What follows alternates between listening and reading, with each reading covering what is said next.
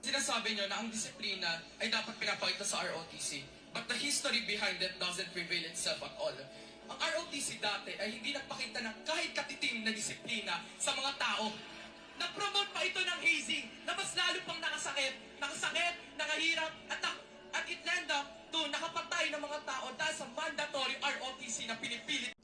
Kung tatanungin mo ko pare, ano ba ang definition mo ng weak? Well, yun ang isang example ng weak. Ang i-point out ang exemption to make an excuse para hindi gawin ang isang bagay. Now, hindi ko gustong i-downplay yung iilan na yumao doon sa ROTC na yun.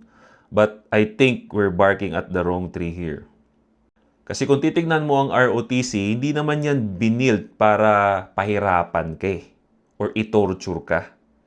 Ginawa yan para maging physically fit ka, maging discipline ka, at maging ready ka kung ano man ang mangyari in the future.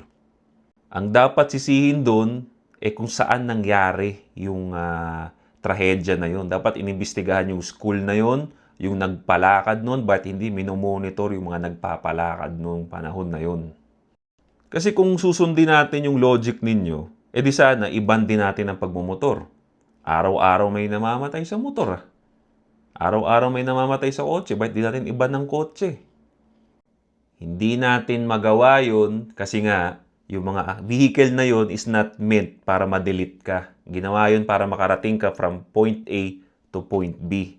At I think same idea yun sa ROTC. Pero again, ganun ang weak na tao. Gagamitin niya yung example na iilan para maiwasan lang gawin yung dapat niyang gawin. Mas bibilib pa nga ako sa'yo kung aminin mo na lang na hindi mo kaya eh. Hindi ko kaya yan. Ayoko niyan. At least, in-acknowledge mo may room for improvement, kumbaga.